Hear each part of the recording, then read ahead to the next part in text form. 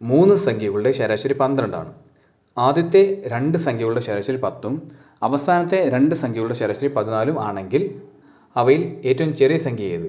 നമുക്ക് സംഖ്യകളെ A B C എന്ന് എഴുതാം. അതായത് A plus B plus C divided by 3 is equal to 12 ആണ്. അതായത് ശരാശരി 12ആണ്. നമുക്ക് ആദ്യത്തെ 2 സംഖ്യകളെ എ പ്ലസ് ബി എന്ന് എഴുതാം. അതായത് A plus B by 2 is equal to ശരാശരി 10 തന്നിട്ടുണ്ട്, 10 അതുപോലെ എഴുതാം.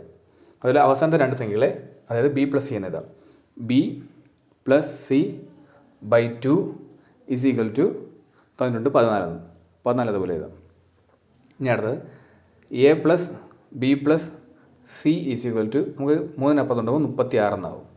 എ പ്ലസ് ബി ബൈ 2നെ ആ 2ന് അപ്പുറത്ത് കൊണ്ടുപോകുമ്പോൾ 20 ആവും. അതുപോലെ തന്നെ ബി പ്ലസ് സി 2 അപ്പുറത്ത് പോകുമ്പോഴത്തേക്കും 28 ആവും. എ പ്ലസ് ബി 20 കിട്ടുന്നുണ്ട്. അപ്പോൾ നമുക്ക് അത് സബ്സ്റ്റിറ്റ്യൂട്ട് ചെയ്യാം. അതായത് 20 plus C is equal to 36.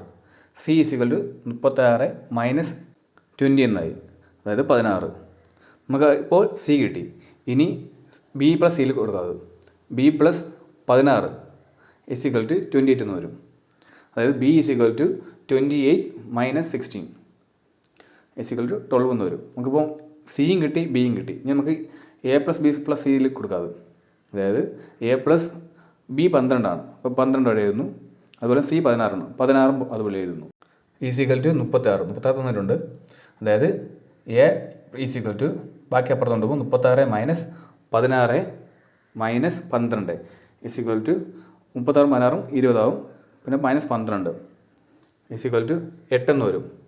അതായത് എ എന്ന് പറയുന്നത് 8 ആണ്. നമുക്കിപ്പം എയും ബിയും സിയും കിട്ടി. അതായത് എ ഈസ് ഈക്വൽ ടു 8 എന്നും ബി ഈസ് ഈക്വൽ ടു 12 എന്നും സി ഈസ് ഈക്വൽ ടു 16 എന്നും കിട്ടി. ഇതിൽ ഏറ്റവും ചെറുത് 8 ആണ്. നമുക്ക് ചെറുതാണ് കണ്ടുപിടിക്കുക. അതായത് 8 ആണ് ആൻസർ.